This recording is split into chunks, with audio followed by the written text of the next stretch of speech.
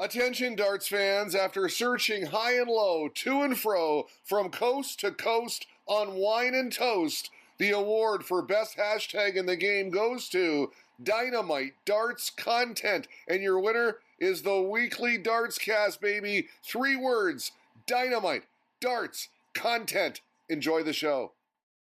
Hello and welcome to the weekly Dartscast, episode 189. We're on the road to 200 episodes. I'm Alex Moss, and joining me as always, darts statistician, the local legend himself, Burton DeWitt. How are you doing? Doing all right. You guys won't have to worry about any dryer or washing machine because we haven't had running water in a couple days, but it's starting to trickle back here after our weather disaster of slight snow and ice here in Texas, which we're not used to. But I'm doing all right. How are you, Alex? Glad to hear. Yeah, I'm doing okay. And as always, there's lots to discuss. We've got 3 of the 29 new PDC tour card holders on the show this week. They'll be coming up a little bit later on, and they've come through the longest Q school in history. We've had 10 days of Q school, and the one name on everyone's lips heading into it was, of course, Raymond van Barneveld. Barney is back. He secures his tour card on the final day of Q school yesterday when we're talking what's next for the 5-time world champion. Now he is back on the tour. Of course, he was only the name on everyone's lips because Co-Stompy and Mark Walsh decided, miss this year. They don't have anything left to prove. But the 5-time world champion, I mean, he really doesn't have anything left to prove, but he sure played like he did because that was some really, really impressive stuff from him over the course of the 7 days that he played. And you can't say anything but that. And it does tell you how difficult Q school is, that he was in a right scrap on the final day against Benito van de Pas. And maybe that's being a little bit harsh calling it a scrap because it was a fairly high quality match. It easily could have gone the other way. And as things turned out, now we don't know if things would have turned out the same had Barney lost that first match because pressures would have been different. Benito van de Pas might have gone through some other players. It would have affected how everything else went. But assuming everything else went according to plan, it would have actually meant Raymond van Barneveld didn't end up with a tour card, which would have been a shame because over the course of those 7 days, or really we should say 10 days because there were other players who played on 3 other days, Raymond van Barneveld was the best player at Q school. And he played like the best player at Q school. And you really can't say anything but that. If you look at the averages of the 500 plus players who competed on at least one day, he was second behind only Scott Mitchell. Scott Mitchell skip's not the right word. He had the right to avoid the first stage and didn't really get going till the final day in the second stage. And he was absolutely brilliant, especially his first 4 matches when the pressure was really on. That was the best single day anyone had at Q school because Scott Mitchell was unplayable on his way to eventually securing a tour card by beating Danny Baggish in the final. But over the course of the 10 days of Q school, Raymond van Barneveld was the best player, and it wasn't even close. And he even still barely scraped through, which tells you how difficult Q school is. If Barney can take that form and have a little bit more consistency, because that's really the only thing you can say that was wrong was he was a little inconsistent at times, then he can easily get back into not necessarily every major event this year because we don't know what the schedule is going to be like. There's not a lot of time to get ready and get the ranking points needed for the World Match Play. But at least in the back end of the year, we'll have a full season. He's playing at a standard that he could do that. And I said he needs to be a little bit more consistent, but that's not meant as a criticism. He hasn't played competitive darts in a year, and he goes out and all you can say is, well, at times he was a little inconsistent. That's actually a really good starting point for him to be at. If he keeps his head straight and if he keeps this drive that he showed over this past week, he will be a force this year. Maybe not the force that he was a decade ago when he was the world number 1, world number 2, and picking up televised titles. It's far too early to say that. But if he keeps playing like this and if he keeps getting better day in, day out, like he looked over the course of the week, then he will be a force to contend in these Pro Tour events and to get into the TV events. And if the old Barney's back, we'll talk about it then because it could be, well, a renaissance. And, he's not all that old. He's, Mervyn King's having a renaissance at basically the same age as Raymond van Barneveld. We'll see how it goes, but you have to be aiming high after a Q school that was as impressive as that. Absolutely. And who'd have thought this time last year that in 2021 we'd be having ourselves a Raymond van Barneveld appreciation minute? Well, that is exactly what we've got. And if we're talking at the end of this year and the tip of the year is me tipping Raymond van Barneveld to win a tour card, then we've not had a very good year at all, because going into it, he was a big favourite. Out of all the players at Q School this year, he was right at the top of the list with all the bookmakers to get a tour card. Even though he had to go through the first stage as well, it wasn't a case of turning up on day one, 4 days of action, and get your tour card on day one outright, job done. He had to go through a lot of games. Out of all the tour card holders from the European Q School, he played the most games, and in some cases played double the amount of games of some players that picked up tour cards over the last 4 days. And I was looking as well, you speak about the averages over the course of the 7 days that he played, 94.62, and I had a look back, the Players' Championship events that he played in 2019, 92.57. So in those settings, he's improved on where he was in his last year as on the tour, which tells me, I think, all you need to know about how serious Barney is about coming back on the tour. A lot of people have said he's only coming back because he needs the money. He's missed out on loads of exhibitions because of the virus. He's not been able to earn as much as he thought he would.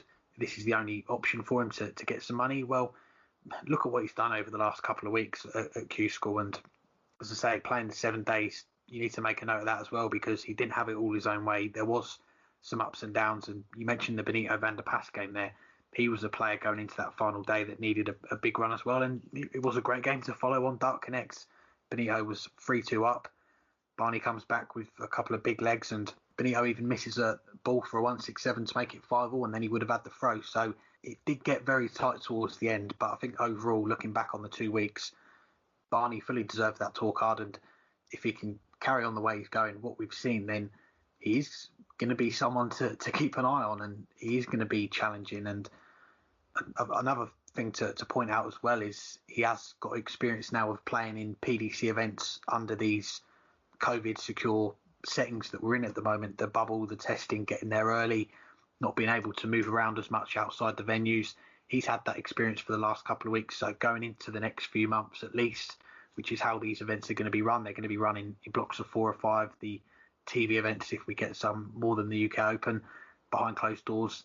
He does know how that all works, and he's had some success. Okay, he's not gone all the way at the end and got his tour card outright in the final stage, but he's done enough. He's got the wins that he needed, he's got the points, and when the pressure was on in that Benito van der Pas game, he showed his true colours, he showed his true form, and he shows that he is serious about this. And we'll see how he gets on over the next couple of years, but the signs are good, I think, for Raymond van Barneveld, that this could be a good year, and we could see him start to climb up those rankings very quickly. Now, over the course of the 10 days, 29 players from a total of 12 countries managed to win a tour card, and it was the first time we've ever seen a Russian win a tour card in Forrest Koltsov, and the first time we've ever seen an American win a tour card at Q School in Danny Baggish. What could this do for darts in those two countries, do you think? Yeah, I think it could do a lot, and I'll start off with Danny Baggish, and hopefully going to hear from him in a moment as well. But when we spoke to him during the World Championship, the Christmas break, you spoke to him, and we said about the CDC, how much that's helped darts in North America. And Danny Baggish himself, he said he thinks that in years to come we could see 5, 6, 7 players competing for tour cards, getting tour cards and playing on the circuit. And I guess really when you see players from your country, maybe players outside the UK, the Netherlands, Germany, further afield, getting tour cards, playing on TV, doing well for themselves, that's a big inspiration for a lot of players. They'll think, well, I can play to that level in my own domestic circuit back home. Maybe I'll take the plunge as well and give it a go. You've only got to look at Simon Whitlock when he came over, and then from that you saw Kyle Anderson, and then Corey Cadby for a little while, Damon Heta, and Gordon Mavis, who you're going to hear from later on as well. It's seeing players from your area play on the tour and compete, do well, that gets the interest, and of course gets the coverage from the press and further afield in those areas where darts maybe isn't as popular. So for Danny Baggish, yeah, it's massive. And got to mention as well, the World Series, that's been something that's come back into North America over the last few years. Of course, going further back, we had a lot of darts in America. We had the Las Vegas Desert Classic for a number of years. Madison Square Garden, that's something that we're hoping we're going to see this year. Who knows yet? We were hoping to see it last year before everything shut down, but that's going to be a big event when that does happen. And then moving over to Boris Koltsov as well, someone that we probably thought would get a tour card a little bit earlier. I know he's still he's still quite young, 32. There's still a lot of years ahead of him, but the way that he came onto the scene, and he's come very close at Q School a couple of times, got to a semi-final 2018, 2019 European Q School. It's always been, you've got to win that tour card outright on the day. There's not two spots for the finalists. So he was a couple of games away on each occasion, and someone that's had some sad news. Go back to the World Cup in November, he sadly lost his dad. He still played in the tournament, and he said when he won his tour card this week, he dedicated to his dad. And another affiliate tour to the PDC, the EADC, that's something that he's played on for a lot of years and built up that confidence, built up a lot of wins on that. So seeing those affiliate tours as well, they do play a big part as well, I think, in these guys' successes. And we'll see now how they get on this year. Next year, they've got 2 years at least on the tour, but I think it's only going to help develop darts in those countries. Yeah, I mean, it definitely can't hurt. And since the last time an American had a tour card, which was in 2011, which wasn't through Q School, Darren Young had one through being in the top 96 in the order of merit, as was the cutoff at the end when they started the tour card system, and Stacey Bromberg had one as the reigning PDC Women's World Champion, but they both lost their cards after 2011. Since then, no American has had a tour card, and no American has gone through Q School to win a tour card. Over that time, 7 different Canadians have won a tour card through Q School. We have Jeff Smith, who's now done it twice. We have Ken McNeil, who's done it twice. We've had Dawson Marshall. We've had John Norman Jr. And some guy named John Part, who's only a 3-time champion of the world. Of course, he had a tour card when it all started, but he had to go to Q School. We had him on back in one of our first episodes. I think he was on our second or third episode after he was inducted into the Hall of Fame and won back his tour card through Q School. But no Americans have managed to get through. And while darts has been growing in popularity in the U.S., obviously nowhere near what it's like in Europe, there hasn't been that representative there. There hasn't been that flag bearer to play the Pro Tour events and to try to qualify for these big televised events that are now getting on television in the U.S.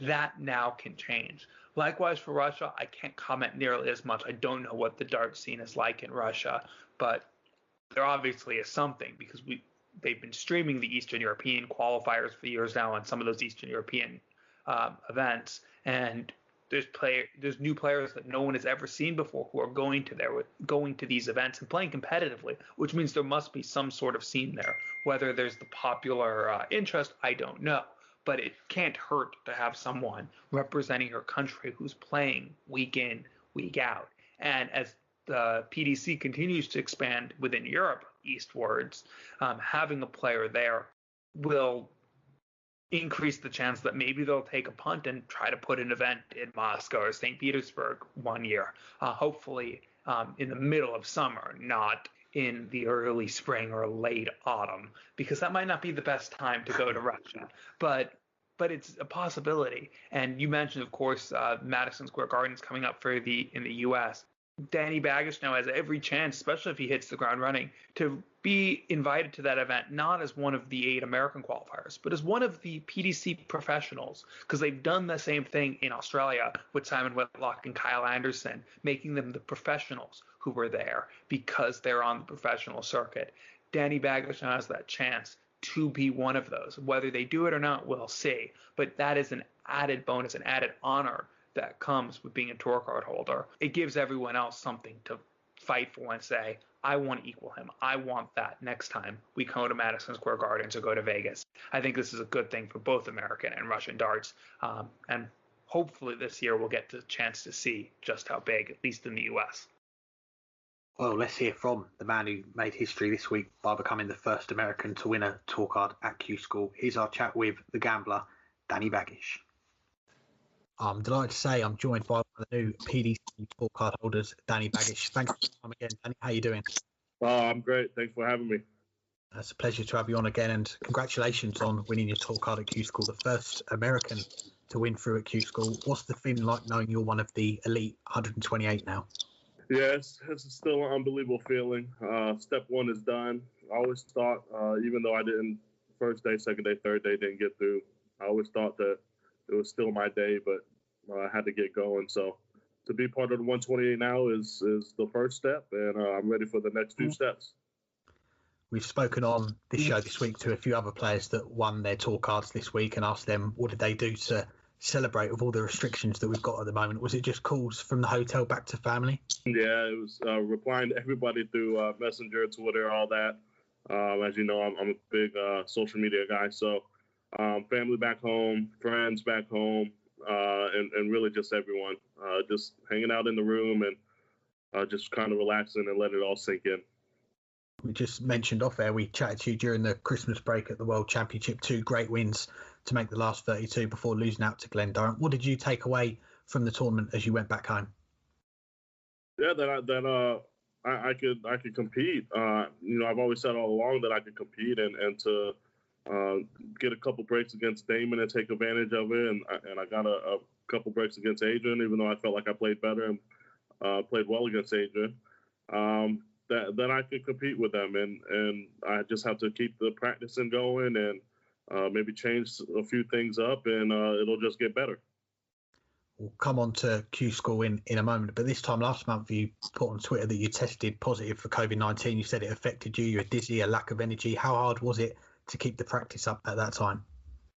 Yeah, I didn't get from the time I tested positive for COVID and then went back and got the negative test. I only had about a week and a half, maybe 2 weeks to practice, and it was maybe 5 hours in 2 weeks I practiced. I just couldn't stand up. I played 1 or 2 games and I have to sit down because I got dizzy, and it was rough. It was definitely rough, and I just try to overcome it, and it mentally beat me down a little bit because I started to question myself a little bit coming into Q School, but I definitely wasn't going to miss it. So I really had to dig deep. And you were over in England with plenty of time ahead before Q School rounds, I think 2 weeks in advance. We saw a few of the other North Americans. They went to the Germany one instead. Was it always the UK Q School for you, though? Yeah, I was never going to not go to UK Q School unless we couldn't get here in time to quarantine. The European one wasn't a last minute option for me as well, but I felt like go where the cards are given out more, and that's why I decided the UK. Well, it's certainly paid off that way. And where to start with the last 7 days? I mean, first off, stage 1B, you bow out first round on days 1 and 2, then you go all the way on the last day to advance. You didn't do things the easy way, did you? No, and I'm really kind of sick and tired of doing that, by the way. I stress myself out. So much less stressing out all the fans, family, everyone else watching. I can only imagine what they go through. I think it's a little bit easier for myself. But yeah, I just I don't know if it's the mentality of knowing that I have to do it on that day, or I can't lose, or whatever the case may be. Maybe it'll be an advantage going into the Pro Tour. Yeah, and again in the final stage, heading into that last day, no points on the board. What kept your belief going that you could pull it off on the final day and get that tour card?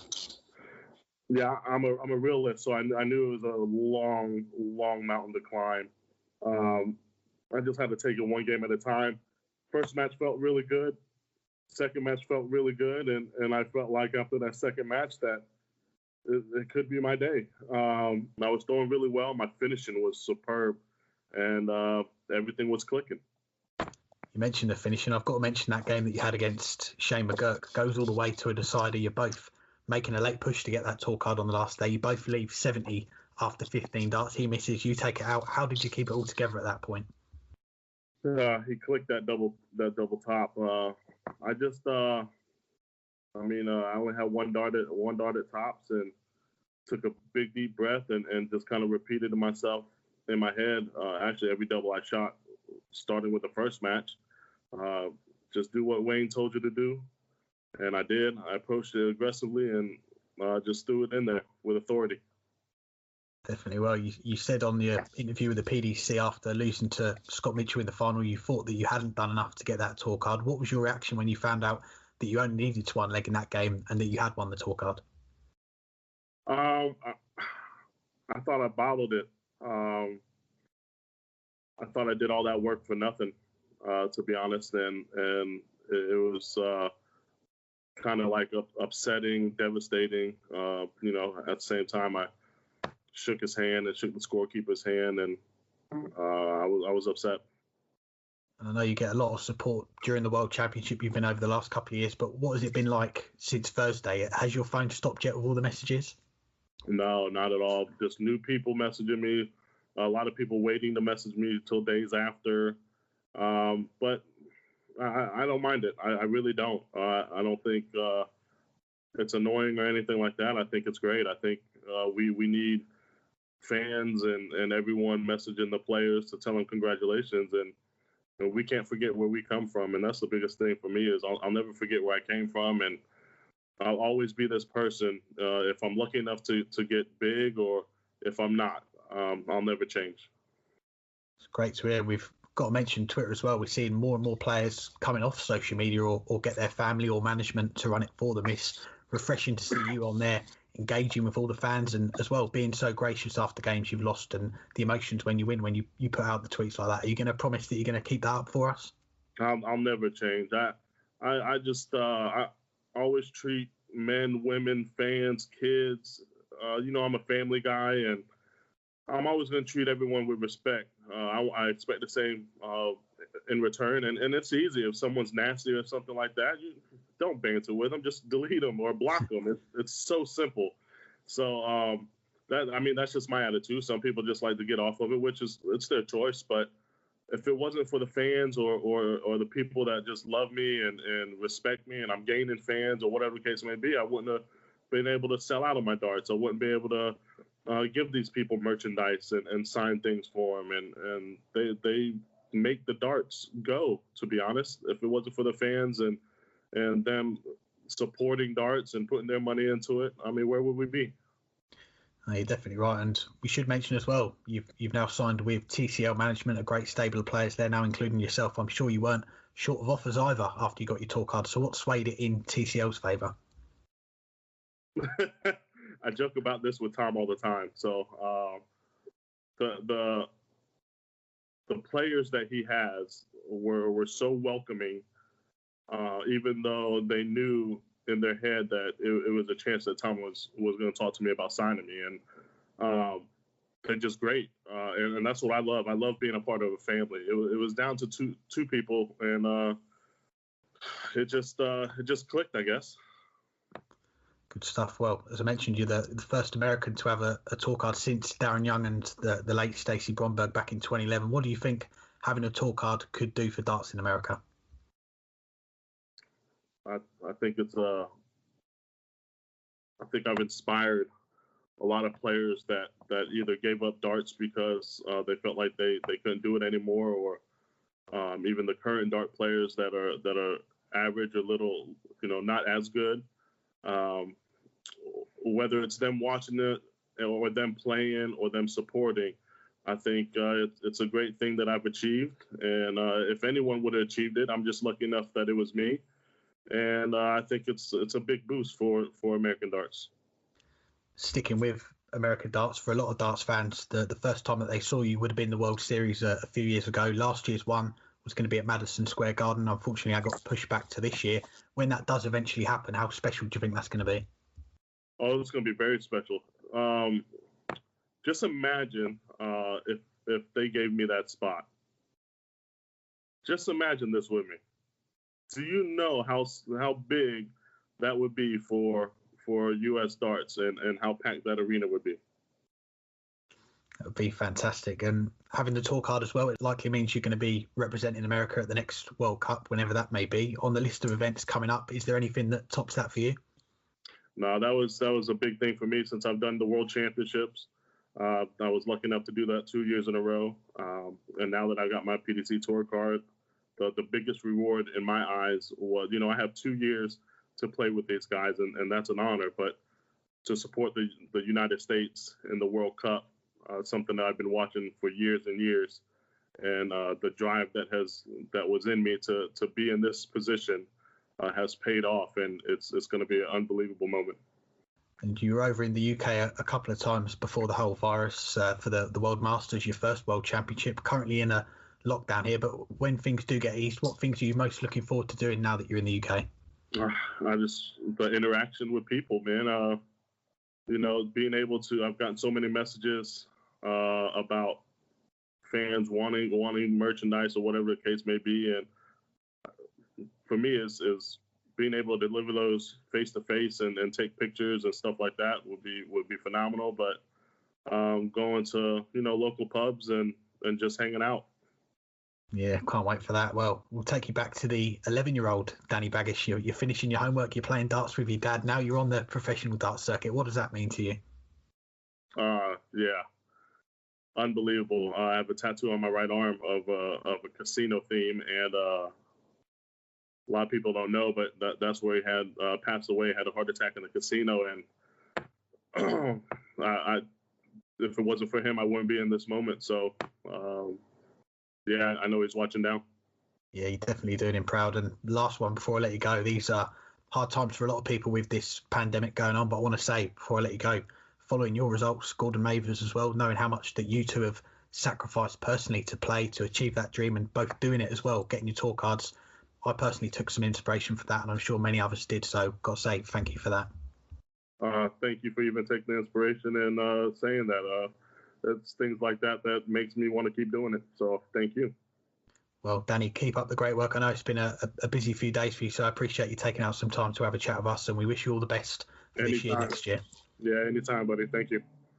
Thanks again to Danny for joining us. Now, we'll come back to the tour card winners in a moment, but a lot of talk about the format for Q School this year, and in particular the legs difference, brackets, goal differential as we know it, and points not counting in the last 128. Should and will the PDC look at this, do you think?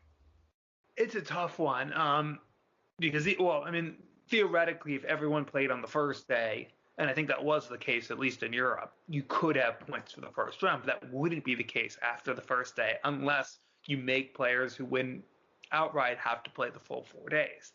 That leads to a situation where you'll have some sort of unevenness, but it does create a situation, and Danny Baggish is actually someone who benefited from this, where if you lose in the last 128 compared to losing the last 64, it's a lot better because the last 128 won't affect your leg difference. The only thing you get by losing the last 64 over the last 128 is that whatever legs you win in the last 64 count as legs won towards that second tiebreak. But the first tiebreak is leg differential. It's not legs won. So unless you have to go to that second tiebreak, it's actually better to lose first match than second match. That doesn't mean you should purposely lose first match because obviously you're not going to get any points and you need to win matches.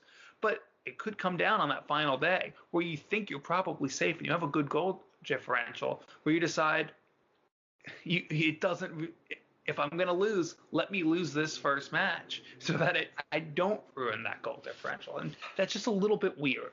And it's not the way it should be. I think the biggest fix to this, and I guess, there's two potential fixes to it. One would be to have it so that your loss in the last 128 or last 64 counts. So if you win your last 128, it doesn't count for anything. But if you lose, that counts. If let's say you lose 6-2, you get your 2 legs won and you get a -4 goal differential. The same as if you lost in the last 64. So only losses in the last 128 count. And that way, everyone has that same loss if they lose before the point rounds. The other thing you could do is you could have a standby list of players. And that way, every single day, there's a field of 128.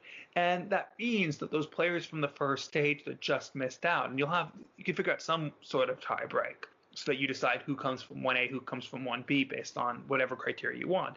But those players, they're not the first runner-up from that first stage and that second runner-up. They're not done, but they know you'll be invited in, assuming everyone enters, on the second day once we have that automatic spot gone. Or you'll be invited on the third day once 2 players have won an automatic card. And that way, there's 128 players each day. And for a few players, you might only get 1 or 2 days of that second Q school, but you still have that chance. You just missed out on that first stage. If you come out and go hot and win a card outright, good for you. And that way you have 128 each days. I think one of those two things should be done. That would be more fair than it is now, but we're nitpicking here. I thought this was a very good change.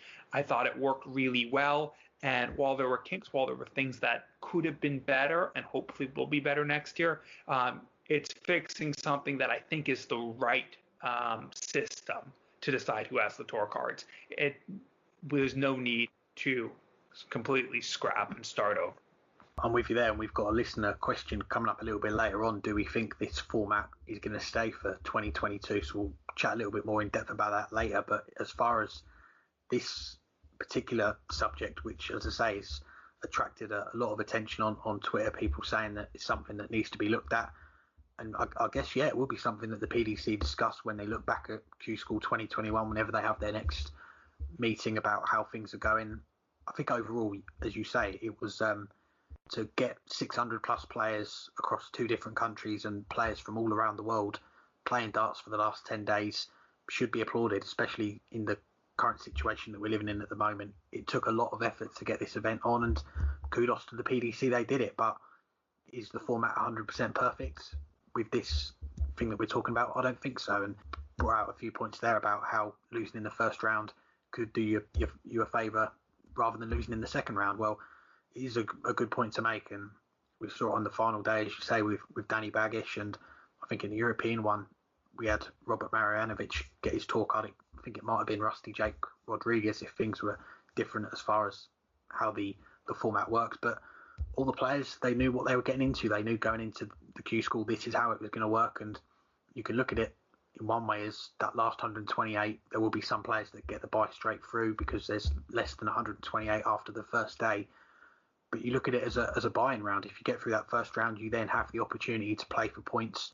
The downside is, of course, if you lose badly, that's going to hit your goal differential and you're going to walk away with no points. But I like some of the ideas that you come up with. I think it's kind of hard, really, if you're just going to bring in one player to make it up to 128, especially if you've got that 4th day and you've just got one player making that trip. Okay, yes, a big opportunity to play one day of Q School, let alone 4 days, but it might be a hard sell for some players to get them to come up for that one day. For me, personally, and again, we're hoping that restrictions are a little bit eased by this time next year, but I'd like to see maybe 144, maybe 160 players get through to that final stage, and then not just one player that's going to win their tour card outright, but you've got to think there'll be withdrawals. There were in the UK, there were in the European this week for various reasons. So you're not just factoring in if one player loses, you've got to bring in a few more, and it gives you that little bit of leeway, I think. So for me, I'd push it up to maybe 144, 160. That's your prelim round, and then 128. That's where the points start for me. That would be my personal way of doing it. I mean, Danny Baggish only showed up for the last day in both stages in the tour. Tough sell for some, pathway to glory for others. Now, we have our full quote of 128 tour card holders for the new PDC season. We'll get to some players who don't have a tour card who we thought might in a second. But of those players who won their tour card at Q School, other than, we'll say, the 3 we've talked about already, Raymond van Barneveld, Danny Baggish, and Boris Koltsov, who grabs your attention or your interest the most? Yeah, and I was writing down a list of players earlier, looking at the players that had got their tour cards. I was starting to write down basically everyone because there's a lot of players on that list, I think, who I'm looking forward to seeing how they get on. And I'll start the list off with Gert de Vos, who won his tour card on the first day of the final stage of European Q School. And I've got to give an apology as well because we spoke in the summer when Dimitri Vandenberg won the World Match Play. We said he was the first Belgian to win a major title since Eric Claris, the World Masters back in the 90s. But of course, the BDO World Trophy, that was won by Gert de Vos in 2015, 5 or 6 years ago. But I guess given how things have gone in the last few years for Gert, he's someone that we have forgotten about. He has been a forgotten man in darts because you look back to that time, he won one of the BDO's big titles, and that got him into the Grand Slam that year. He threw that magnificent 113 average. And even going forward after that, you know, he's had some good runs at Lakeside. He's got to a quarter-final, but it's just not quite gone for him since then. He hasn't made that progression onto the PDC circuit. So I'm looking forward to seeing how he gets on. Martin Schindler, he's back on the tour straight away. He won back his tour card. 123 average, which Damon Hetter said to us on Twitter, he had the record Q School average to begin with, but that's gone now. Martin's took that 9 data as well during the week. So he's someone that if he can keep that form rolling now into the next few events when we start the new season on the Pro Tour, he's got a brilliant chance of doing well. Adam Gavlas as well, the Czech Republic youngster, he's joining Karel Sedlacek. We've now got 2 players from the Czech Republic on the tour.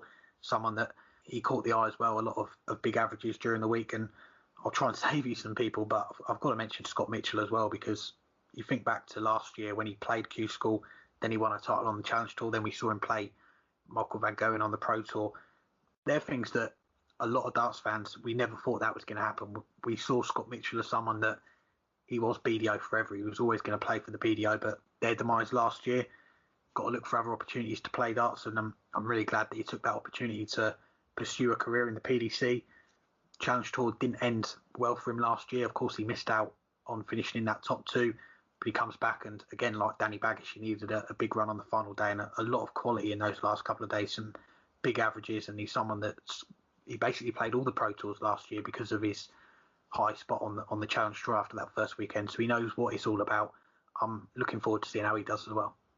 Yeah, and I'll start the same place that you did with Geert de Vos, because, we talked a little while ago about Raymond van Barneveld and how impressive it was having not played competitive darts in a year for how he just came through and won a tour card. Well, Geert de Vos really hasn't played competitive darts in 3 years. Ever since appearing in the 2018 BDO World Championships, he basically stopped playing competitively then. He did try Q School once back in 2019, gave a decent showing of himself there, but then wasn't able to do anything in the Challenge Tour events, and didn't even do Q School last year, and really hasn't played other than the odd event for an extended period of time. And really, even heading into that BDO World Championships in 2018, he had stopped playing once the ranking cutoff had been a few months earlier ahead of the World Masters. He stopped playing BDO darts, and maybe he was playing local league or something, but we're really talking a player who for the better part of 3 years has barely played competitively,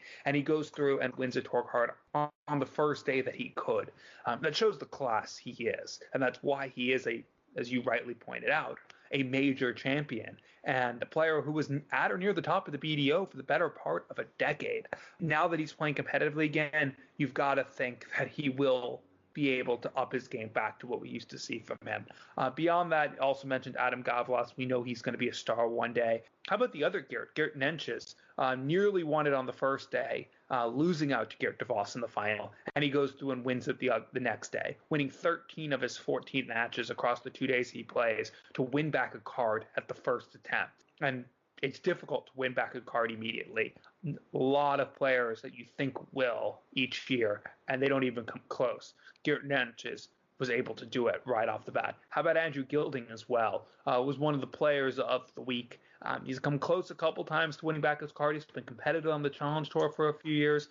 Seems like he's back near his best, and when he was at his best, he was a top 32 player. And it's easy to forget that, but he was in the top 32 for about a year and a half. He was in the top 32 of the Pro Tour Order of Merit for longer than that. He played in 2 World Match Plays. Didn't look at that level over the course of the week, but he looked pretty darn good, and that's why he won his tour card. And I'll throw out one more from the European Q School. Martin Schindler also winning it back at the first time of asking.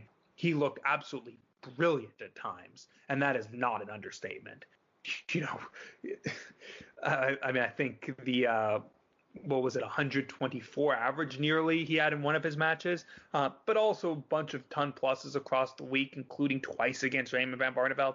It shows you the player he is, and he's struggled for the last couple of years. That's why he dropped off the tour. But we also know that he was a player who was top 64 in the world for a while. Playing like that, he'll get back there. It was a very impressive week for a player who not that long ago we thought was going to be the new German number 1. He was playing near that level this week. A lot of players to look forward to seeing on the tour this year, and another one that we're going to hear from now, it is Australia's Gordon Mathers. I'm delighted to say I'm joined by one of the newest PDC tour card holders for 2021, Gordon Mathers. Thanks for the time again, Gordon. How are you doing? Yeah, pretty good, thanks, mate. It's just all sort of sinking in at the moment. Obviously, with what's happened the last couple of days, so a little bit of mixed emotions though. With obviously with the family sort of not being here and not sort of going home when planned, but it is what it is. So we'll see how we go. I think when we're talking, I don't think it's been 24 hours yet since we had confirmation that you'd won a tour card at UK Q School. Has it sunk in yet, what you've achieved in Milton Keynes over the last 2 weeks? To be honest, no, it hasn't. I don't think it will until I'm sort of in that room with those other 127 so-called professional dart players that I call myself now. So, I think it'll sink in sort of next Thursday when that sort of kicks off. So try my best against the best in the world, mate. Definitely. Well, you had a big run on the penultimate day at Q School to the final, which put you right in contention to get that tour card. But when you went out in the last 64 yesterday on the final day, what was that wait like to find out that you'd done enough? Oh, yeah, it was pretty surreal because I thought I hadn't done enough yet. I thought I still needed that one more point to sort of secure the card. But obviously with COVID, with the restrictions and stuff, as soon as you sort of were beaten, you sort of had to leave the venue. So I really had no idea what was happening. I was just getting sort of messages from other people saying, "Oh, another danger's gone out," and all that sort of stuff. Because I'm not one to sort of sit on the Dark Connect platform and sort of watch it, so to speak. So I was sort of relying on other people sort of relaying the messages. It was a long 3 hours though. So, as you could imagine. Obviously, here in the UK, we're still in a lockdown, a lot of restrictions in place. So, how did you try and celebrate your achievement yesterday? You mentioned your family back home. Was it just calls back to them, family and friends, to chat to them? Yeah, look, the amount of messages and support I received, like, after was from back in Oz, from not just family, obviously, all friends and foes as well, to congratulate me was quite overwhelming. Obviously, with the time difference, it was 2 a.m., 3 a.m. sort of time over there. And for them to be up, actually, like, watching us Australians over here, not just myself, but James Bailey and Hopi as well, we really appreciate the support, and it drives us to perform better, I think. So thank you very much to everybody back home. Come back to Q School a little bit later on, but when we had you on the show back in June last year, you were the first international qualifier confirmed for the PDC World Championships for that December. I remember when we spoke, the travel restrictions getting out of Australia, it was difficult back then. What were those months like in the build-up to make sure that you were able to come over here to the UK to play?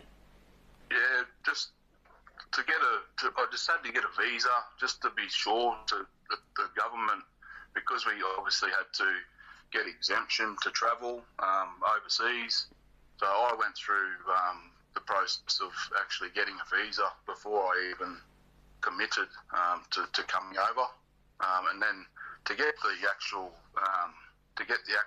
exemption wasn't too bad in the end. So it wasn't as painful as what I thought it was going to be, but obviously getting home is worse than sort of getting over here, because our restrictions back in Australia are, I mean, like, they're second to probably New Zealand with the amount of people in at the moment. So that's been quite hard.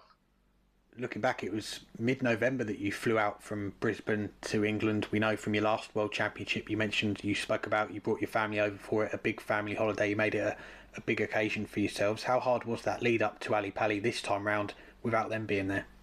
It wasn't hard, so to speak, because I thought it was only going to be sort of for those few months. And like I think I told you guys in June when we spoke, I really wanted to put the focus on the World Championships on the second occasion.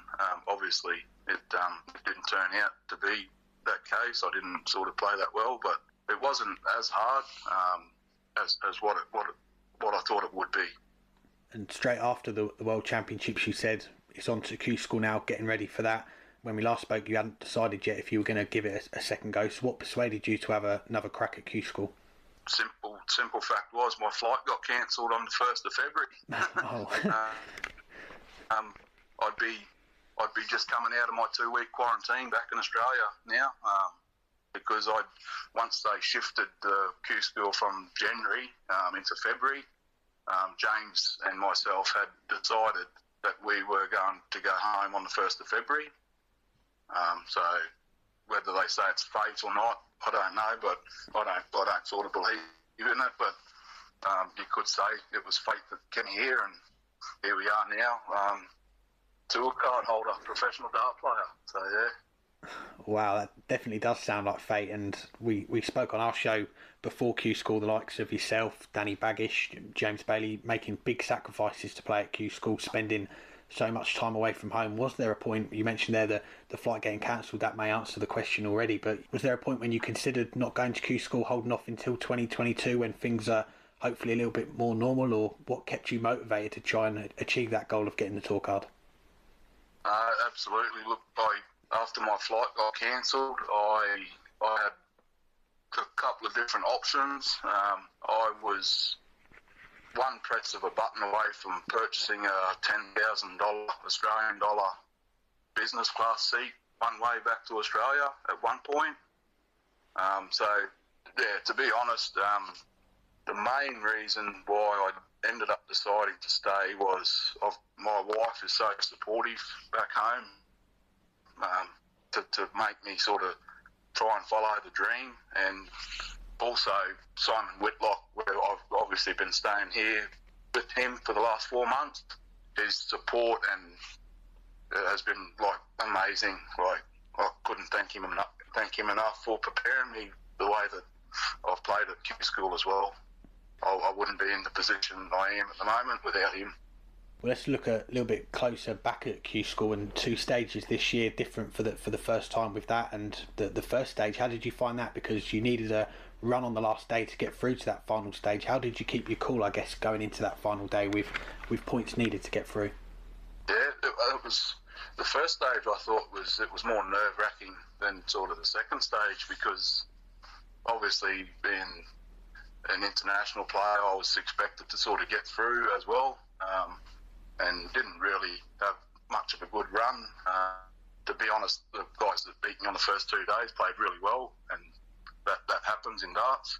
But yeah, like you said, the third day, I just thought, look, if I don't get a tour card, if I don't get through the stage, what's the worst that could happen? I'm going to go home and see my family. So I was sort of, I was in a win-win position, and I just took the whole pressure off myself right through for that third day, at stage 1A, and then sort of the four days in the main stage, I sort of was just thinking that the whole time, just to take the pressure off myself. And obviously I had one really good day, and that sort of got me through in the end. Yeah, what a run it was on the third day of the final stage. And I've got to mention that semi-final against Louis Williams, 3-0, 4-1, 5-2 down, you win 6-5. How were you feeling then heading into the final, potentially one win away from getting that tour card? The way I played all day and the way I fought back in a couple of the other games as well, I was extremely confident that I was going to win the final. But I sort of started a bit cold. I wasn't playing as well as what I could. But then I won sort of 4 legs in a row to go 4-3 up. But then, just fell back in. I was just not consistent enough, and Jake was just so consistent the whole time. And then obviously come down to the last leg, and that bullseye is a crucial thing at the start, and he had the walk and he did the business. Yeah, I mean, following the scores on Dart Connect, it was a back and forth final. You mentioned a few moments there, and the deciding leg, I think it was a 72 that he took out. You were sat on 48 to win the game, heading back to your hotel room, 48 points potentially away from getting that tour card. Still a day to go. How were you feeling heading into that final day? I didn't sleep much, to be honest, that night, because I just kept thinking back, what did I do wrong? And I beat myself up a little bit. And then coming into the sort of the last day, I just thought I still needed one more point just to be to be really safe. But look, beat Jamie Lewis, obviously the World Championship quarterfinalist and really, really good player. Beat him first up, and then Kev McDine he took out loads of great doubles against me, and wasn't to be. And the long wait, obviously. That run turned out to be enough. You're only the 5th Australian to win a tour card at Q School. There's some big names on that list, and I know a few of them have been in touch, contacted you, congratulated you since then on getting your tour card. What does that support that you've had from your fellow pros and people like that mean to you? Yeah, to get messages from Kyle back home, obviously, the situation that he's in, his car. We get the messages from himself and Damon. Obviously, Simon's here as well already. It makes you feel like you belong, sort of thing, if you know what I mean. Yeah, it's great support, great camaraderie between all the Australians, so it's really good. You mentioned Kyle there. He recently announced that he's going to be staying in Australia. He spent 7 years as a tour card holder. I know when we spoke, the plan for you was to move your family over potentially if you do get that tour card, a big financial commitment. Now that you do have that tour card, is that still the plan? Yeah, that's always was the plan. Like I said when we spoke in June last year, obviously it all comes down to that financial commitment, which is astronomical. It's not just a wife and one kid; it's a wife and 4 kids. So, just at this time as well in the world with COVID, it's really hard. But I'm going to try my best to make it work, and who knows? I might have a couple of really good runs early on and get some runs on the board, and yeah. I'll be in there with a shot anyway, so... Fingers crossed for that. Well, you've played in a few World Championships, the World Series, you've seen up close. Michael van Gerwen hit a 106 average against you on the stage. How much are you relishing the opportunity to play the world's best? Maybe not week in, week out at the moment with the schedule, but all these opportunities that are going to come your way over the next 2 years at least. Yeah, I'm going to relish this chance, and I'm going to try and take it with both hands. I've seen Damon do what he did in the 12 months that he's had a tour card, and I honestly, I've got the belief that I can do the same sort of thing. Like I said before, I haven't, but hopefully I just hold my own and give the best in the world a run for their money. Like Gerwin Price said, I'll try and pinch some pennies from the pros. Definitely. Well, before we let you go, you started playing 1995, 1996. It was your dad that got you into the darts. 25 years later, you're now on the professional circuit. That must mean so much, the highs and lows to get to where you are now. What are you hoping to get out of this next chapter of your career and life, I guess? Oh, look, I know the hard work only just begins now, so I'm going to sort of knuckle down. I've got a fair practice partner in Simon, so he'll keep me grounded and keep my head in the right spot. I guess the goal is to not disgrace myself and just be competitive. At the end of the day, it's a game of darts. There's going to be a winner and there's going to be a loser, and hopefully I'm on the winning side more than the losing side. Well, Gordon, congratulations again on winning your tour card. We're looking forward to seeing how you get on over the next few years, and wish you all the best with 2021 and beyond. Not a problem. Thanks for having me on, guys. It's an absolute pleasure. Thanks to Gordon for joining us, and from one Australian to another since we last spoke on the show, some big news. Kyle Anderson announcing that he's handed back in his tour card. What was your reaction, and do you think we'll see Kyle ever come back? It's a tough one. Kyle's always been a family man. Those who know him obviously know that, but even those who don't, he's always talked about himself as a family man. And he has young kids, and he has another one on the way. And I think the pandemic just put a new perspective, or maybe not a new perspective, but renewed the perspective he's always had. And it would have been tough to ask him to go back, knowing that even retaining a tour card would be a very difficult thing, being that he basically missed all of last year. And with all the restrictions on travel right now, and people not knowing when things will get better, it was also difficult to know when he would be able to get back. The waiting list to get back to Australia for some people from overseas is months long. There have been people who've been trying to get back since the Northern Hemisphere summer and haven't been able to, because of how many flights have been canceled and lengthy and expensive quarantine procedures in Australia.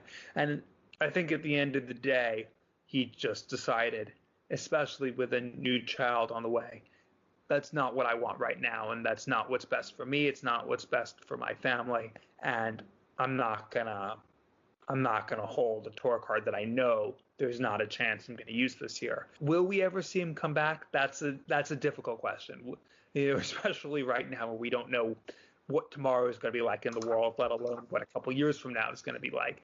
I think it's definitely a possibility, but we'll have to see where his head's at in terms of and where his heart's at and what he wants to do. And it's far too early to say that. We know he's good enough.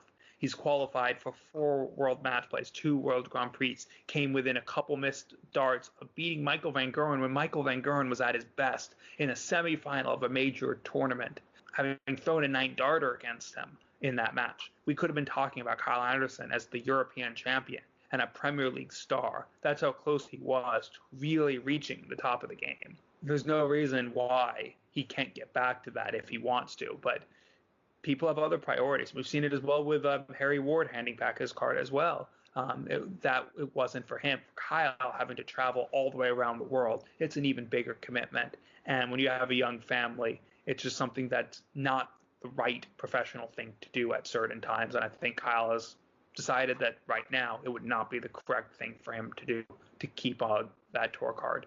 It might change. It might not. I hope we at least see him at those World Series events and with his game, hopefully see him at the World Championship as the Australian representative in less than a year from now. But I don't know if we'll see him back on tour. I hope so.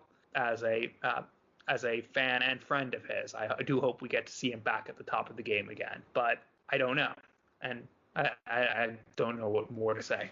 It would be good to see, and you've just heard from Gordon Mavis, an unbelievable revelation from him that he wasn't going to go to Q School, but his flight home from the UK back to Australia got cancelled, and he was a click away from booking another one a little bit later on. But maybe it was meant to be. It was fate, as he said, that he went to Q School this year and he got his tour card, and he's starting where Kyle Anderson started in 2014. And he's a player, Kyle Anderson, that I'll always remember because it was the first time I ever went to Ali Pali, and it was the session that he hit that 9-darter, and an unbelievable day, 2 9-darters in the session. You don't see that very often. A month later, he goes to Q School, wins his tour card on the first day. And since then, he spent a lot of time here in the UK away from his family. He's gone back for the World Series in Australia and New Zealand for the last few years. But a lot of the time spent in the UK away from the family we saw the last few years is how much that's took a toll on him. His World Championship press conferences after the games that he's won, he's said about how hard it's got for him. And you've got to give every credit to these players that are coming over to chase that dream of being on the tour, because it is not for everyone. There are loads of players out there that would love that opportunity to play on the tour and see how far they can go, but the commitments for a lot of people, it's just too much. And you've heard from 2 people on the show this week, Danny Baggish, Gordon Mavis, those 2, what they've done over the last few months to play Q School. You just got to tip your hat to them, because it's very impressive what they've done. But yeah, with Kyle, I think it's a bit early, as you say, to say this is the last that we've seen of him, because it looks like he will play on the domestic circuit back home, the DPA circuit, and that does give you opportunities, if you do well, to play World Series events, and if you do well enough, qualify for the World Championship, which is of course where we first saw him when he qualified via that route to play at Ali Pali. And still young in darts terms, 33. You think Simon Whitlock, 20 years or so, the age gap, he's older than him, something like that, but he's still playing on the circuit. So maybe in 10 years' time, we might see him come back and give it another go. He's definitely got the quality, but I think there'll be a lot of memories that we'll have watching Kyle, and fingers crossed one day we'll see some more credit from him. Now, some more news since our last regular episode. I think this one came out right after we recorded or right after we released, but the PDC starting to announce the schedule for 2021, and we'll have 3 Super Series blocks of 4 Players Championship events starting this upcoming week on Thursday, with the first Super Series Players Championships 1 through 4. Do you like the move? I do like it. And you go back to the shows that we did last summer when the PDC came back after the 3 or 4 month break when the virus first happened, and we had the summer series, and it was the first time that we had that block of 5 events. It was something that we saw a couple more times last year. Now we've got the 3 blocks of 4 events to kick things off this year, with the UK Open in between there as well. And we said one of the reasons that we liked it is during these times, the restrictions that we've got, cutting down on travelling, making sure that players aren't travelling every weekend just to play 2 events, putting 4 events together in one block. It's the sensible way to do it. 5 events, probably a bit too much. 3 events, maybe not enough. 4, I think, is the perfect solution, and that's what the PDC have gone with for these first 3. I like it. Hopefully, when we get to the third one, which is in Germany towards the end of April, things may have started to ease up a little bit with the virus. We know the vaccine rollout's going on. We've got all that going on at the moment. So hopefully the numbers will start to go down by then. And we can start maybe to plan a little bit more, maybe some more series like this. Maybe the European tour might be a little bit too early, but we'll see. It's still 2 or 3 months down the line. But I think it's a good move from the PDC, get these events on, and so quickly as well for the tour card holders, the new ones. Usually you get 2 or 3 weeks break between Q School and the first lot of Pro Tours. In this case, it's barely a week. Now that could perhaps play into their advantage because there'll be a lot of the players on tour already that haven't played since maybe the World Championship qualifiers back in November, December time. So they're pretty match sharp. We'll see. That's something to look out for next week. But yeah, I think overall a good move from the PDC. I agree. And I think this, as we discussed a lot last year, this was born out of necessity. But I also think this is the long-term progression that was eventually going to happen anyway, to having these Players' Championship events in bigger blocks to free up more weekends for European Tour events and to free up weekends for World Series events. It's right now a necessity to cut down on travel. But I think the move to 4 from 5, I feel like they're just experimenting to see what makes the most sense. Because a lot of players still do have work commitments, and a 5-day, 5 consecutive days does dent into the players' work schedules a lot more than 4 does. 4 still obviously does, and not everyone is a Monday to Friday work schedule. Some people would be working, on the weekends, although I think if you have a tour card, you understand that that's just not going to be realistic to keep that type of job while you have your tour card, because so many of the events are going to be on weekends. But this is one way that maybe to see how this works for players who do still need to balance a professional career alongside their darts, for how that will work, having 4 events as opposed to 5. But I think this is, we talk about new normal in so many contexts. I think this is, though, the new normal of PDC darts. I think we will have more of these big blocks of events because it just makes sense to do that. And this is just a change from 5 to 4, not because 5 is necessarily too much, but to see how that has an impact on all the players as part of a long-term move to this being what the Pro Tour and the Players' Championship events are like. I like it. I think it's still a necessary move for now to have these series, but as I said, it's not going to be something that I think will go away even when COVID does.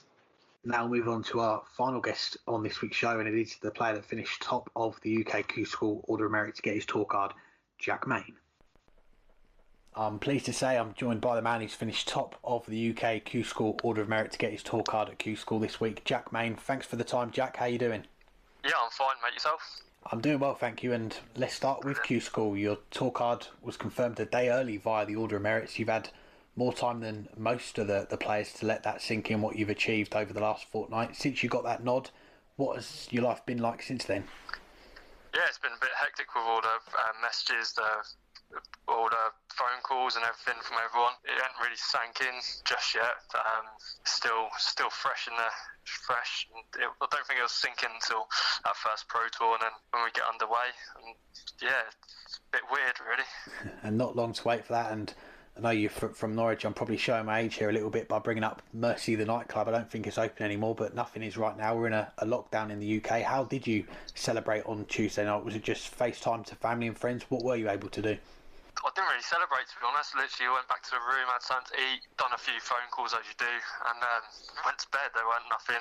Like I say, it hadn't really sank in, so it was just, I thought I've got another day yet, and that was it really. It's a bit weird, like I say, that without pubs open and everything, you can't really celebrate, can you? So. Well, we'll come back to Q School, but I want to first circle back before you took up darts. I know football was your first sport of choice, and I was watching your interview with the PDC during Q School. You were hoping to pursue football a little bit further. Talk to us about that time. Am I right in saying you played youth football for Norwich? What did you achieve during that time, and what got in the way to you going further? When I moved to Norwich, I played for a local team for about a year, and then I got scouted for Norwich, and I was playing, I think it was under 12s at the time, and I was actually only 11 years old, so I went on trial with Norwich. They put me through the first stage, and then I went on tour with them to Belgium, and I didn't actually realise at the time I was actually playing for the year above myself for the academy, and they actually found out my actual age, and I got signed. I was there for two and a half years, then I got released, and then as time went on I got picked up by Lowestoft, and I was there for 2.5 years as well, and then I got an injury which pretty much put my career to bed, and then I got into darts, really. So how did darts come into your life then? How did you discover it in those early days, wanting to play more? How did it all happen? Back when I was a young lad, my mum used to throw darts, but other than that I didn't really have nothing to do with darts until probably about 17 years old, when my brother threw some darts in the house, and that's about it. And then I thought one day I'd pick them up. Weren't nothing serious, and then once my football was completely over, when I was in my leg brace and everything, I put up a dartboard in my room, and that was it then. I just thought, I can't sit around doing nothing, and darts come into my life from there, really. And when did you start to realise that you had a talent for darts, and you wanted to maybe take it further? I didn't really know at the time. Like I say, I didn't really have anything to do with darts. I saw it on TV here and there, or didn't throw in my bedroom. Then I went, after a while, because my brother was into it, I went to a couple of local competitions, and that's how it all stemmed. People started winning the games, they started doing well, and started being noticed, and that was it, really. I thought, hopefully I can make a few quid off this. That's where it all started from. I was looking back towards the end of 2016, that's when we see you start to play on the PDC development tour for the first time. How did you find those first few weekends playing on that circuit? Did it take you a bit of time to adjust and find your feet? Yeah, it's like I say, it was an eye-opener. I went straight into it. I didn't really do the pub scene, I didn't do the Super League county. I just went straight into local competitions and then into the PDC development tour, and going in there was an eye-opener. Where I was doing all right locally, if I remember rightly, I think I was battered every game for about near enough a year on the development tour, and then you start questioning yourself: are you good enough? Are you capable? But then, like I say, you stick at it. If you enjoy what you're doing, then it will come. And that's when I started picking up the money. It's more of a motivation for me to carry on. Definitely. Well, it was a little while later, start of 2018, that you entered Q School for the first time. You had a good run on the first day, getting to the last 32. What was that experience like, trying to win a tour card for the first time that year? I don't think I didn't really. I walked into that completely as a novice. I didn't have no expectation. I went there just thinking, just enjoy it, just have fun, throw some darts, and see where it goes. I weren't that into it. It's really strange, really. I was there obviously to do well, but it was more experience and see where my game was at. Because I know I was on development tour, and I thought I'd see what I can do with the other players, and that's where it really came from, really. Like I say, I took a lot of experience from it, that's for sure. And I guess it was this last week you've really announced yourself into the world of darts. I think it's fair to say as well, your progress in those early years, you look at your record, you've not been a overnight success. You've had the small milestones that you've ticked off along the way to get you are now, and a learning curve along the way as well, I'm guessing. Yeah, like I say, I see what the past year and a half, I'd say, I've seen what I can do behind closed doors in my bedroom or throwing at home. I know my game has always been there, but it's obviously doing it under pressure, as I said on the PDC interview. Under pressure is where it matters, and I know my game's there, so if I can bring that with the pressure, I know that'll be fine. It's just a matter of when that was going to come out, and lucky enough, this week is where it did, and I started to prove where my game's at. I've proven that I could do it under pressure, and to top the order of merit this year has been great to be able to do it consistently, not just in that one day, although the one day would have been great, but that's done it another way, so it's all good. Yes, a fantastic achievement, and as I say, I was looking back at your records, some achievements before then. Last 16 on the Challenge Tour, you had a semi-final on the Challenge Tour, more recently quarter-final on the Development Tour. Was there a moment, a game or a day when that gave you the most belief that you could get onto the main tour one day? I think I got to the last 32 of the World Youth 3 times, I think, in the short time that I was on there, and I think that's where the belief came from, really. And then I was playing some of the better known players and doing well against them, if not beating them. And I thought, when I got to the semi-final of the Challenge Tour, I thought, yeah, I have got it in me. It's just a matter of when. I just needed that breakthrough to prove my point. And then, that's where the confidence came from, is when you start picking up the money, when you start picking up points, when you start going deep in competitions against good players, ex-pros, anything, you start getting that motivation and confidence, and that's where it all come from, I believe. For everyone, the virus outbreak in March last year, almost a year ago now, put everything on hold for a little while. You touched on there, you've been playing a lot at home, so how did you find that break initially? Did you dedicate more time to work on your game? How did you spend that time? I think it come at a good time, I'd say. Like, obviously the pandemic isn't great, but it come at a good time for my darts more than anything. I spent more time looking at myself, focusing on my game, on my throw, on the bits that I weren't so great at. And I spent numerous amount of hours over there, especially in this pandemic, practicing, and it's paying off. Like, the consistency's now coming there, the double-ins coming there, so it has done me a world of good, if I do say. We should give a mention as well to your management, Jess, the JBD Sports agents, also look after Darren Webster as well. How much of a help have those guys been for your career so far? Yeah, well, Jess picked me up from the beginning. Like, I come in from, I don't think he knew much about me other than when I was practicing with Darren. It was just word of mouth, and he's been there from the beginning for me, so I really can't fault him. He's supported me massively. He's kept my head above water and feet on the ground, so in that respect, he's been a massive help. A lot of weight off the shoulders. Darren, I spent 2 years with him, and he taught me a lot. He taught me how to conduct myself. Taught me that determination will get you to where you want to be, and he did teach me a lot along the way, and then it took myself to come away from that and do it all for myself, and that's what I've started to do. So hopefully it carries on a bright future. Well, let's look back at the last 2 weeks heading into this Q School, very different from the others. You started off in stage 1A rather than the 500, 600 players all in the same room. How were you feeling before a dart was thrown going into it? Yeah, surprisingly, I felt probably the most confident I felt. I walked in, because I was off the back of the practice that I've been doing for past 6 months has been brilliant. Like, I felt like I couldn't miss on the board, so I went into Q School with confidence. Obviously, I had to get through the first stage, so it wasn't an ideal situation, but I think to be able to do it on the first 3 days where you're back in some sort of normality, you're playing against people. So I didn't really do any of that online darts. I just didn't think that was for me. So to be able to be in front of people and have that on the hockey pressure and everything, I think that done me a world of good. So going into the 1A was, I think I started off all right, and I left it to the last day. I knew I needed 2 more points, and I think that's where the pressure come. And as I say, I managed to hold that together, which I've been working on, and I say I scraped through. I managed to get through to the final stages. Yeah, it's a great point you make there. That first stage, you were under pressure going into that final day to make sure that you were back for the final stage, but you do enough, you get through, and 3-day break before you had to come back. So again, something different. Usually you have the 4 days and it's all done, but you have the break. How was that time in between the 2 stages? I think for myself, I think that come again at a great time for me.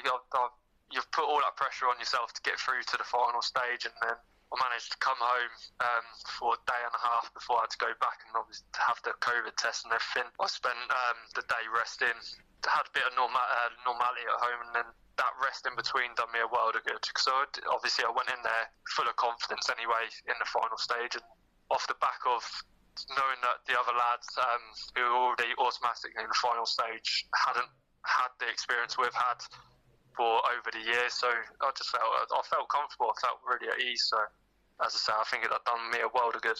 It certainly showed as well. We look back to the final stage, what a start it was for you. The 98, 95, 97 averages, setting the border like you beat David Pallett, Simon Stevenson, 2 players there that dropped off the tour. That must have given you so much confidence those first 3 games. Yeah, the first 3 games, I straight away I looked at my board, and I know Dave Pallett quite well. Played him a few times, never beat him, so I knew what sort of game I was going to be in. So I made sure that I prepped right, got myself together, and that first game I think was crucial for that day, or even for the 3-4 days. I think if I struggled in that game, then who knows what the rest of the week would have brought. But having a great start is a massive boost for anyone, any dart player. They all know that if they kick off well, then they know they're in the tournament. No one wants to get knocked out first round, especially coming back into a tournament like that when you need to pick up points or go the distance. So yeah, I think that done me a world of good. And obviously being able to beat someone that's just come off the tour, then go and beat Simon Stevenson just off the tour, and John Wolsey, like I say, it did do me a world of good, full of confidence going into the rest of the week. Yeah, it was a great run, and as you say, that day you go on to make the final, just fall short against Kirk Shepherd, but 5 points on the board, top of the order of merit after the first day. What were you feeling as you got back to the hotel room that evening? Did it take long to put the final to one side, or were you straight onto the positives looking ahead to the rest of the week? Funnily enough, in the final, I kept on going over the final when I got back to the room. I didn't even have anything to eat. I don't think I slept really. I had 30 minutes sleep going into the second day, and I was just going over and over. I thought, I've messed my opportunity there. Like as you do, it was tough to take. But then when you come to realisation that you've got the 5 points, you're now playing with even less pressure. You're on near enough a free run. So I think that done me a world of good as well. As it would, you're thinking that the pressure's off you. You can just play darts and enjoy it, and which for the rest of the next 2 days I did. So yeah, it done me good. Well, I wouldn't recommend 30 minutes of sleep, but 103 average in your game the next day against Scott Mitchell, the former world champion, and Alan Norris you beat in the next round. Are you starting to think then this could happen? I could get that tour card. Yeah, I coming off the back of the first day, getting the final, playing some good darts.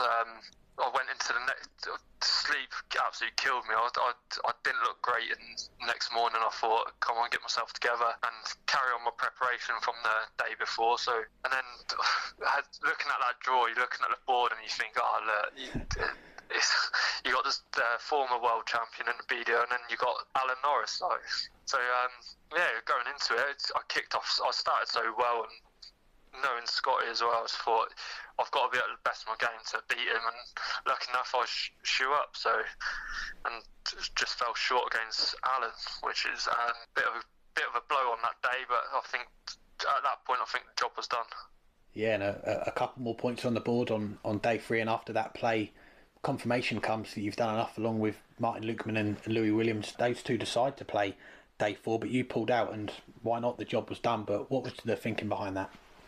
Funnily enough, I woke up on the next morning on the third day. I knew I'd done it. So there was a decision to be made in the morning whether I was going to play or not. I actually prepped myself as I would normally. Went and had breakfast, got myself ready, and went down to the venue and got myself signed in. Had a practice. I was throwing really well, and then I thought. Because when I put the bags in the car, I actually had a leak in my car, so I thought I'd need to get that done before the first Pro Tour. So I think that was when my decision was made, even though I carried on, went to the venue and started practicing. I thought midway through, it's probably best I go home, give someone else a chance to hopefully come through. It'd be horrible for me to go, knowing that I've already got my tour card and ruined someone else's chances. I thought that was playing in my head as well, so I thought, best to get myself out, get my car sorted, and get myself prepared at home for the Pro Tour. Definitely, yeah. The Pro Tour not far away now, is it? When we're talking 7 days to go, a week today, when you're going to be playing in your first Players Championship event. How are you feeling about that? Is it a mixture of excitement, nerves? How are you feeling? Yeah, my feet are on the ground for it. It's nice going. It's not stopped. So obviously we had the first stage of Q Schools, the final stage, and then straight onto the Pro Tour to go on it off the back of the confidence. So it's exciting more than anything. And the preparation starts again now. And yeah, hopefully I'll show what I can do on the Pro Tour as well.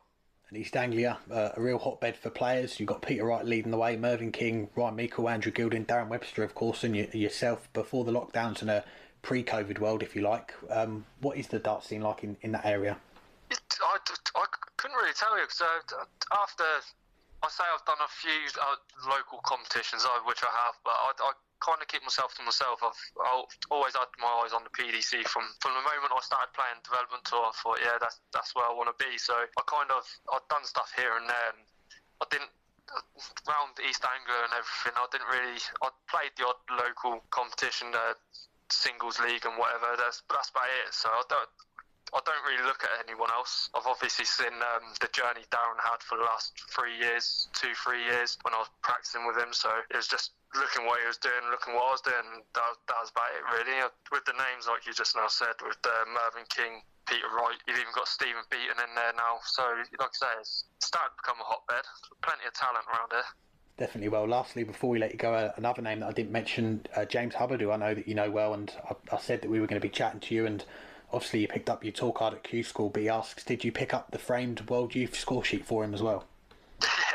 Yeah, I did. I managed to grab that for him. He's a great lad. I'd love to see him go back to the darts he was throwing a couple of years ago, and once his family's all sorted, I reckon he'll be back on it without a doubt.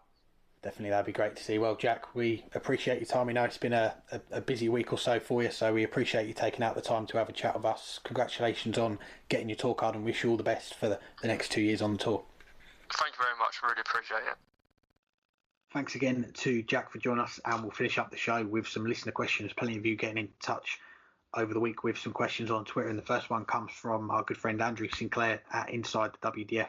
Was Chaz Barstow the most impressive player not to win a tour card this week? What do you think?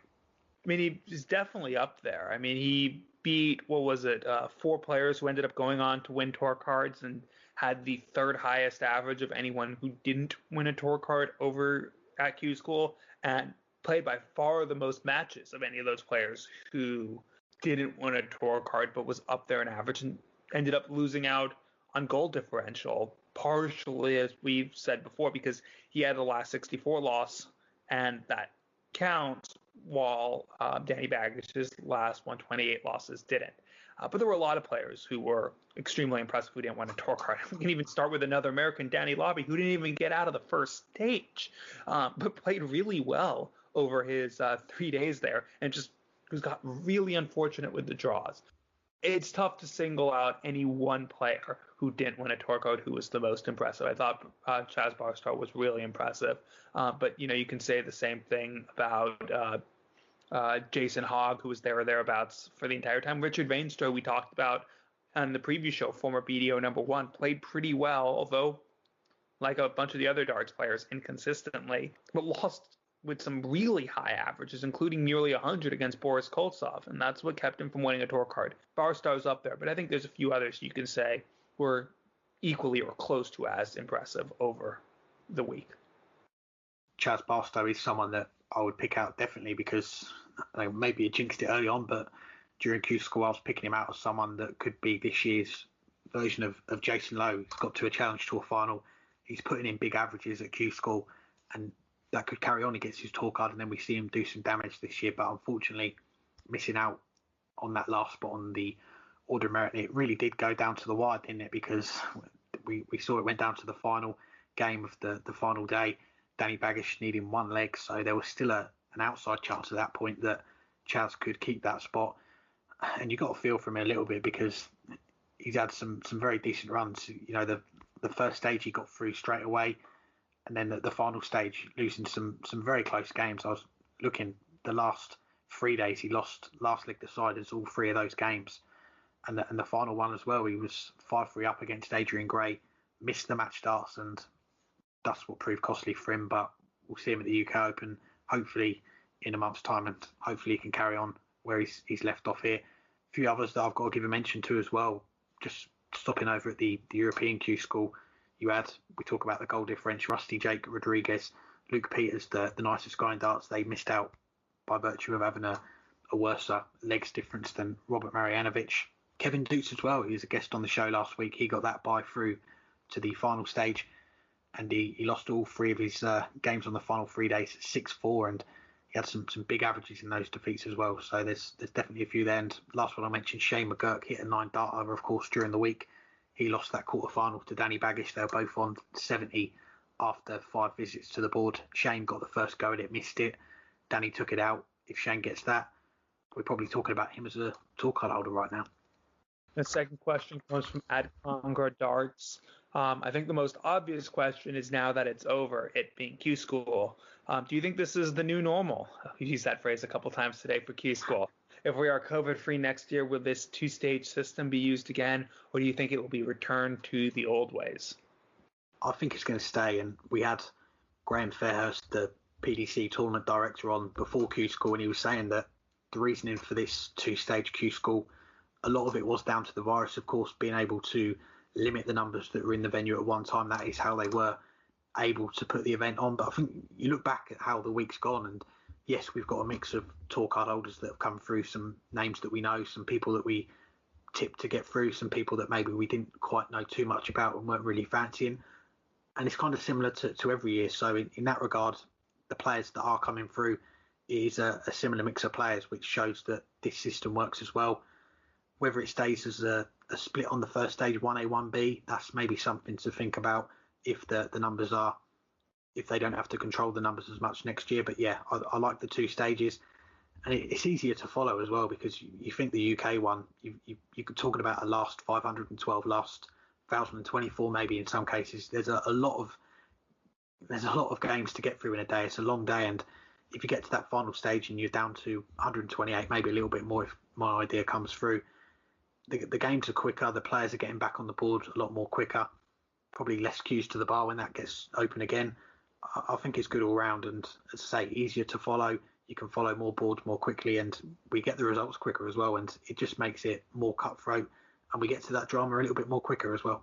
Yeah, I'm in agreement. And, the 1A, 1B, it was a necessity and it worked for this year. I could see that disappearing, even though it would mean that the first stage is a little bit more drawn out.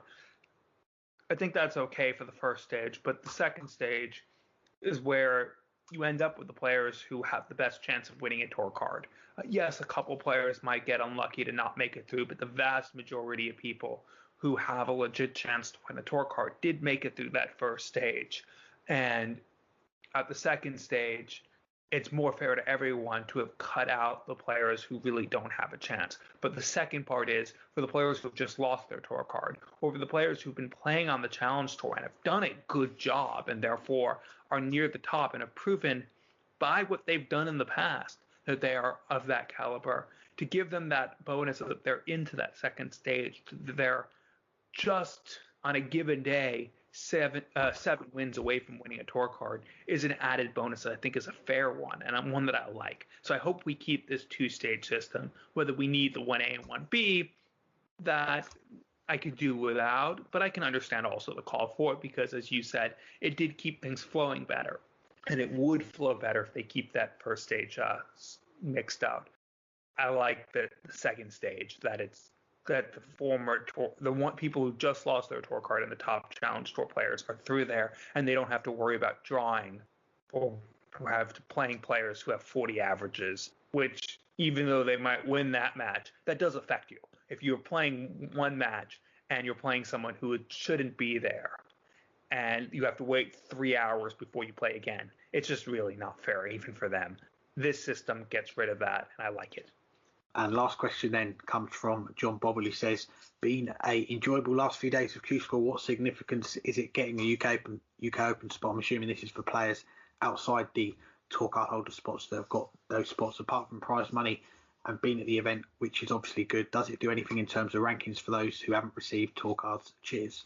I mean, the answer is no, unless you actually win a couple matches and get ranking money at the UK Open. All you get is that position in the field, but it's not the consolation that you would like. You're there to win a tour card, especially the players at the second stage. And the players who are going to the UK Open are those who are agonizingly close, like Chaz Barstow we just talked about, the Rodriguez brothers that we just talked about. And this is just a consolation. You can go to the UK Open. What really matters now is those is playing on the Challenge Tour and getting near the top of the Challenge Tour order merit, so that when players don't turn up to Players Championship events, you can get in those. And Q School doesn't matter at all for that. So really, does it do anything good? If you have a positive attitude, you can do well for your confidence, because you can say, I was this close to being on a professional tour. I know I'm good enough. But if you don't have that attitude, there's nothing positive that can be taken out of it, because you were that close and you didn't get it done.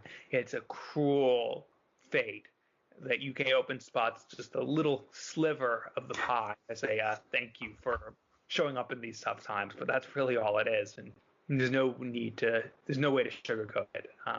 It sucks for those players. Yeah, especially for the players on that UK Q School Order of Merit, the likes of Chaz Barstow, Kevin McDine, players that did come very close. They've just been in Milton Keynes for the better part of 2 weeks and missed out. They're going to be going back there for the UK Open, of course, going to be behind closed doors. It's not going to be at its usual spot in Minehead. So yeah, I can imagine the motivation for it might be a little bit tricky, but again, £450,000, the prize fund, there is 100 grand to the winner. And just think as well, small stepping stones. If you can have a good run at the UK Open, and then get onto the Players Championship events. I think before they do the first lot of Challenge Tours, they are going to be picking players off the overall Q School Order of Merit. So they've got a chance, maybe if a few players don't turn up for these first few weekends, if they can have some decent runs, push themselves towards spots later on in the year of the World Championship, Players Championship finals, things can start to open up. We've seen it not very often, but it can happen. You can get into that top 64 and not have to go to Q School next year. So yeah, positive attitude. It's not going to be a Minehead, which is disappointing, but you've still got a chance for playing top players and potentially earning a big wedge of money, which in these times that we're in at the moment, not a lot of people can say they can do. So make the most of it. Anything else for this week? Got to say, big thank you to our guests for joining us. We appreciate their time. Big thanks to everyone for listening as well. Shout out as well to our sponsor, Low Six, who of course present this show. We've not had any contests on the PDC picks out for a few weeks, but we're hoping to see some return for the UK Open in a few weeks. But why not go and check out the Use Picks app, which is the new app for my team, Colchester United. So you can go on there. I think the first game is this weekend away to Crawley Town. Hopefully we won't get beaten too badly, but you can guess how we're going to do. I think I'm going to give it a look this weekend as well, see how well I can do on it, see how well I can guess how the players are going to do. So that's something to look forward to, maybe if you're a Colchester fan like me. I know there's not too many of you, but go and check it out if you want. And we'll be back. We'll try and get an episode, I think, in next week before the Super Series starts. Maybe get a few more of the new tour card holders on to have a chat with. So yeah, keep an eye out for that next week as well. Did you announce who won the trivia? Yes, and also the darts trivia. We should give a mention to the winner for that, Andrew Kinsman, who correctly guessed the two Q School ever presents, Ashley Holgate and Ian Lever. We've got to give half a shout out to Warren Allsworth. He got one of them. So, well, I've said both his names now, but congratulations to him. He was the first to get one of the names. Andrew, well done to you getting both the names. And let's hear from our next darts trivia. Is from the Darting Nerd. Have a go at this one. Well, it's that time again. It's trivia time on the weekly Dartscast. This week's question: which 9 players have won a match at the BDO Worlds 7+ consecutive years? That's which 9 players have won a match at the BDO Worlds for 7 or more consecutive years. And a hint, 2 of them won tour cards at Q School this week. Good luck. Thank you to the Darting Nerd for, as always, for the trivia question. As Alex said, thanks to all our sponsors, listeners, guests, and everyone for, I guess, I don't know if this counts as the first or second episode of our 5th series, but we're right there at the beginning. Whatever episode number it counts, whatever series number it counts as, we're obviously now well into the series, because the Super Series is starting, and we'll be talking live darts again and live ranking darts again for the first time in a couple months next week. Anyone, especially of the new tour card holders or those that just won back their card that you'd like on, please let us know. We've had now, I think, 86 of the 128 tour card holders, including this week. So 42 more to go by the end of the year. Hopefully some of them work on their English over the course of the year so that we can get them on by December. But for Alex Moss, I am Burton DeWitt. Thank you for listening. And you'll have to hang tight to see who guest number 87 will be. We won't have to hang tight for that long.